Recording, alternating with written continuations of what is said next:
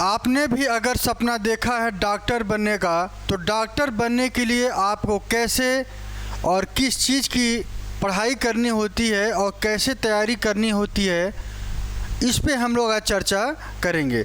तो चलिए हम लोग देखते हैं नीट क्या है, और नीट के ही द्वारा आप डॉक्टर बनने का सपना अपना पूरा कर सकते हैं। और इसी परीक्षा के द्वारा आप अपने नीट के द्वारा एग्ज़ाम देके संबंधित कॉलेज को ज्वाइन करके आप अपने सपना को पूरा कर सकते हैं। और इसी सपना को पूरा करने के लिए क्या वो रणनीति है और कैसे आपको अपने परीक्षा को तैयारी करनी है, इसी के बारे में आज हम आपसे विशेष चर्चा करेंगे। तो ये सेशन में आपको सारी चीज़ों को देखना है, कोई भी चीज़ छोड़ना नहीं है, स्किप नहीं करना है अगर आप डिटेल में जानकारी चाहते हैं तो चलिए हम लोग देखते हैं डॉक्टर कैसे बने। तो ये हमारा आज का टॉपिक है कि डॉक्टर बनने कैसे और डॉक्टर बनने के लिए कौन सी परीक्षा है जो आपके देनी पड़ती है, और क्या इसका सिलेबस है, उम्र सीमा क्या है, परीक्षा का पैटर्न क्या है, कितने आपको चांस मिलेंगे, और डॉक्यूमेंट क्या लगता है, नेगेटिव मार्किंग क्या होगा, इसी पे हम लोग आज विशेष चर्चा करने वाले हैं। तो एकदम ध्यान से देखिएगा, क्योंकि किसी भी चीज़ को आपको छोड़ना नहीं है, सभी पॉइंट महत्वपूर्ण हैं। तो चलिए हम लोग देखते हैं पहले पॉइंट की तरफ कि नीट क्या है। नीट एक ऐसा एंट्रेंस एग्ज़ाम है जिसके द्वारा आप डॉक्टर बनने के जो आपने सपना देखा है उस सपने के करीब आप जा सकते हैं। क्या है नीट, चलिए देखते हैं नीट क्या है। इसका फुल फॉर्म हम लोग देखते हैं। नीट नेशनल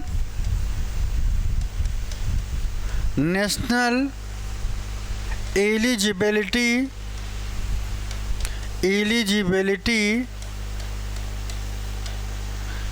एंट्रेंस टेस्ट होता है। यह एक ऐसा टेस्ट है जिसको आप पास करके नीट की परीक्षा में स्कोर करके आप डॉक्टर बनने का जो आपने सपना देखा है उसको आप पूरा कर सकते हैं। तो ये एग्ज़ाम एक ऐसा एग्ज़ाम है जो संपूर्ण जो अपने भारत लेवल का एग्ज़ाम है, इंडिया लेवल का एग्ज़ाम है, और पूरे देश में केवल एक ही परीक्षा, एकल परीक्षा है, केवल एक ही परीक्षा होता है जिसके द्वारा आप डॉक्टर बनने का राह आपका आसान होगा। तो ये नीट एग्ज़ाम है। कब, दूसरा पॉइंट क्या है उस पर हम लोग चर्चा करते हैं। नीट की तैयारी कैसे करनी है। जो नीट की तैयारी है, नीट की तैयारी कैसे करनी है इस पे देख लीजिएगा, कैसे करें।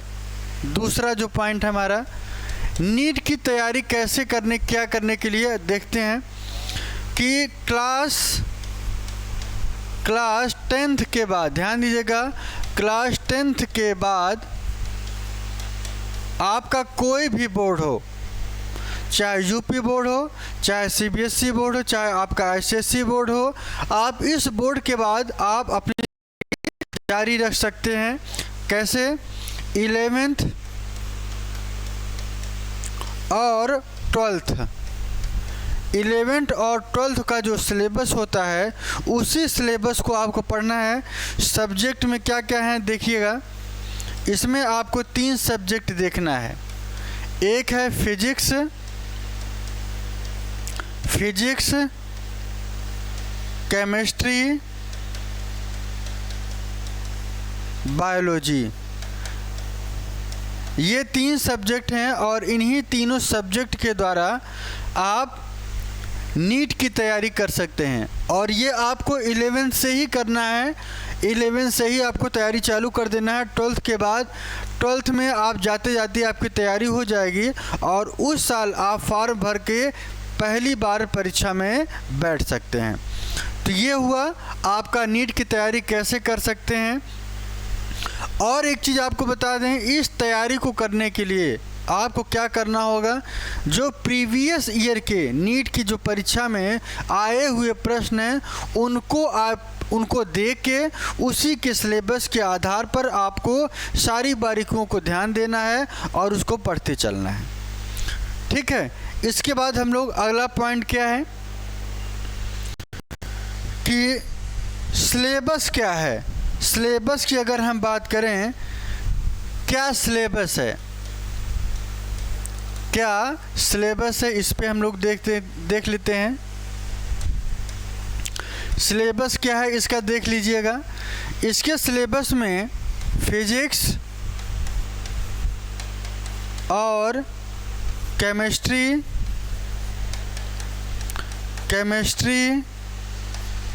और बायोलॉजी, इन्हीं तीनों से प्रश्न आता है। और सिलेबस में अगर हम देखें तो सिलेबस आपका जो निर्धारित किया गया है ये एनटीए के द्वारा नेशनल टेस्टिंग एजेंसी के द्वारा इसकी परीक्षा ली जाती है। और इस परीक्षा में फिजिक्स के 45 क्वेश्चन, केमिस्ट्री के भी आपके 45 क्वेश्चन रहेंगे और 90 क्वेश्चन आपके बायोलॉजी से रहेंगे। एक क्वेश्चन का जो मार्क होता है 4 नंबर का होता है और यह 4 नंबर का मतलब आप मान लीजिए कि लगभग 180 मार्क का आपका फिजिक्स आएगा और 180 नंबर का आपका केमिस्ट्री होगा और लगभग 360 मार्क का आपका बायोलॉजी आएगा। तो सबसे जो ज़्यादा महत्वपूर्ण होता है आपकी परीक्षा की दृष्टिकोण से वो आपका बायोलॉजी है। उसके बाद आपका केमिस्ट्री आता है, ठीक है, और इस केमिस्ट्री के बाद आपका भौतिक विज्ञान आता है जिसे हम फिजिक्स कहते हैं। फिजिक्स का नंबर आता है क्योंकि तीनों बहुत ही महत्वपूर्ण है। अब ध्यान ये देना है कि बायोलॉजी अगर आपने 11th और 12th की एनसीईआरटी की अगर एक लाइन आपने रिवाइज करते गए, पूरा पढ़ते गए, कुछ आपने अगर छोड़ा नहीं, तो ये आपके परीक्षा के लिए यहाँ से आपको सबसे ज़्यादा स्कोरिंग करता है 360 नंबर का। उसके बाद आपका आता है केमिस्ट्री में यदि आपने 45 क्वेश्चन आता है और इस 45 क्वेश्चन में 180 नंबर का रहेगा और ये आपको क्या करा देगा, एग्ज़ाम के आपको करीब ले जाएगा। कहाँ ले जाएगा? एग्ज़ाम के करीब ले जाएगा। और थोड़ा सा जब हम फिजिक्स से पास चलेंगे, फिजिक्स का 45 क्वेश्चन आता है और इस 45 क्वेश्चन में ये जो 45 क्वेश्चन है फिजिक्स का, ये आपको चेंजर बना देगा। आप अगर नीट की परीक्षा में ये जो फिजिक्स का रोल है बहुत अहम रोल होता है। यह आपको एकदम सेलेक्ट कराने में सबसे ज़्यादा फिजिक्स का योगदान होता है।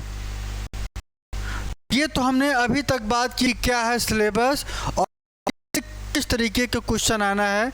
अब ध्यान ये देना कि फिजिक्स और केमिस्ट्री और बायोलॉजी तीनों को एनसीईआरटी को 11-12 से ही आपको तैयारी कर देनी, इंतज़ार नहीं करना है कि 12th के बाद आप तैयारी इसका करें, ठीक है। तो चलिए आगे की तरफ हम लोग देखते हैं अगला पॉइंट क्या है। इसके बाद हम लोग देखते हैं उम्र की सीमा क्या है। जो उम्र की सीमा क्या है, उम्र की सीमा में क्या होगा कि पहले 17 से लेके जो मिनिमम एज है ये 17 वर्ष है और मैक्सिमम एज पहले निर्धारित था, पहले लिमिटेशन किया गया था कि कोई भी लड़का 23 साल तक दे सकता है। लेकिन अब पूरी तरीके से सुप्रीम कोर्ट, ध्यान दीजिएगा, सुप्रीम कोर्ट के आदेश पर इसको पूरी तरीके से क्या किया गया, समाप्त कर दिया गया है कि अब कोई भी लड़का एग्ज़ाम दे सकता है। उसकी एज लिमिटेशन पूरी तरीके से समाप्त कर दी गई है। ठीक है। इसके साथ साथ योग्यता क्या है, योग्यता अगर हम देखें, योग्यता भी देख लेते हैं। क्लास 12th आपको पास करना होगा और इस क्लास 12th पास होने के बाद ही आप फॉर्म भर सकते हैं। अपीयरिंग में भी आप डाल सकते हैं, उसके बाद आप लगातार एग्ज़ाम दे सकते हैं। इसमें 50% अनिवार्य है आपका कि आप पास मार्किंग आपका 50% होना चाहिए। ये जनरल कैरेक्टर के लिए, जनरल के लिए है, जनरल के लिए है। लेकिन ओबीसी, एससी और एसटी के लिए अगर हम बात करें तो इनका जो मार्क है 45% होगा, तब भी ये फॉर्म भर सकते हैं क्लास 12th की योग्यता के बाद। इसके बाद हम लोग आगे की तरफ देखते हैं अगला पॉइंट। जो अगला पॉइंट है वो क्या है कि परीक्षा का पैटर्न क्या होगा। जो परीक्षा का पैटर्न है, परीक्षा का पैटर्न ऑब्जेक्टिव टाइप का होता है। कैसा होता है? ऑब्जेक्टिव होता है, विकल्पीय होता है। विकल्प दिया रहेगा, एक प्रश्न के 4 ऑप्शन होंगे और इन्हीं चारों ऑप्शन में से आपका एक जवाब सही होगा, उसी का आपको टिक करना होगा। यह विकल्पीय और बहुविकल्पीय प्रश्न कहा जाता है। इसी के आधार पर आपकी परीक्षा होगी। इसके बाद हम लोग आगे की तरफ देखते हैं। अगला पॉइंट क्या है? चांस की अगर हम बात करें, कितने चांस मिलेंगे। चांस का कोई लिमिटेशन नहीं है, आप लगातार एग्ज़ाम दे सकते हैं, उसमें कोई बाउंडेशन अब समाप्त हो गया। पहले था ये बाउंडेशन, लेकिन अब पूरी तरीके से समाप्त कर दिया गया। इसके बाद अगला जो पॉइंट है, डॉक्यूमेंट। आपका जब चयन होगा तो वहाँ पे डॉक्यूमेंट्स आपको क्या क्या लगेंगे। डॉक्यूमेंट्स की बात करें तो डॉक्यूमेंट्स में आपका आधार कार्ड होना ज़रूरी है। आधार कार्ड और क्लास 12th की मार्कशीट होनी चाहिए। क्लास 12th की मार्कशीट होनी चाहिए और इस मार्कशीट साथ साथ आपका माइग्रेशन होना चाहिए। ठीक है, तो ये चीज़ डॉक्यूमेंट में लगेगा। और उसके साथ आपके पास हॉल टिकट का जो आपने एडमिट कार्ड है वो आपके पास होना चाहिए, प्रवेश पत्र और रिज़ल्ट जो आपका निकलेगा, जो आपका रिज़ल्ट रैंकिंग का होगा, उसके द्वारा उसका भी एक लेटर आपके पास होना चाहिए कि आपका क्या नंबर है, उसी आधार पर आपको मिलेगा। और एक चीज़ आपको बता दें कि यहाँ पे सबसे बड़ी बात है कि MBBS, BDS,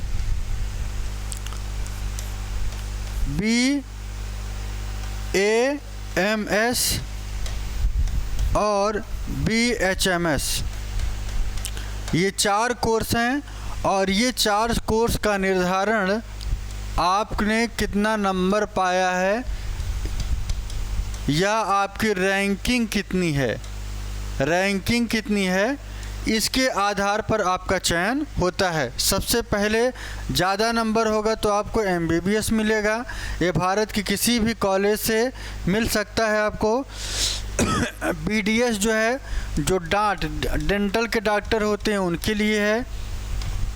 उसके बाद ये BAMS, ये आयुर्वेदिक डिग्री है आपकी, आयुर्वेदिक डिग्री है। और ये आपकी होम्योपैथिक डिग्री है,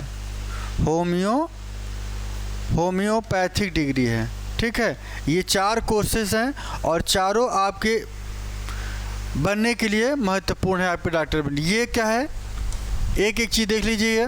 बैचलर ऑफ मेडिसिन और बैचलर ऑफ सर्जरी होता है, बैचलर ऑफ डेंटल सर्जन और बैचलर ऑफ आयुर्वेदिक। और इसमें क्या होता है, होम्योपैथिक है, bachelor of homeopathic medical surgery. इसमें जो डॉक्टर होता है वो इसकी तैयारी कराते हैं। ठीक है, तो इसके साथ साथ हम लोग थोड़ा सा और एक चीज़ देख लेते हैं कि आपका जो चयन होगा, आपके चयन होने पर आपको संबंधित कॉलेज मिलेगा, वहाँ पे आपको काउंसलिंग करानी होगी और वहाँ से जब आप काउंसलिंग होगा तो आपको कॉलेज मिलेगा और वहाँ पे जाके आपको वहाँ पे आपको मिलना होगा। दूसरी बात करें निगेटिव मार्किंग की बात करें। निगेटिव मार्किंग में क्या होता है? जो निगेटिव मार्किंग होता है वहाँ पे 1/4 का, ध्यान दीजिएगा, 1/4 की निगेटिव मार्किंग होती है, मतलब 0.25 का होता है। अब मान लीजिए कि 101 क्वेश्चन अगर आपका 4 नंबर का है और एक क्वेश्चन आपका गलत होता है तो उसका आपका जो 1/4 नंबर आपका कटेगा। तो ये खास बात रही और ये चीज़ें समझ में आ गई होंगी आपको पूरी तरीके से। न समझ में आए तो उसको आप ज़रूर बताइएगा। आज के लिए इतना ही, फिर मिलेंगे हम अगले टॉपिक पे नए तरीके से। Okay, bye bye.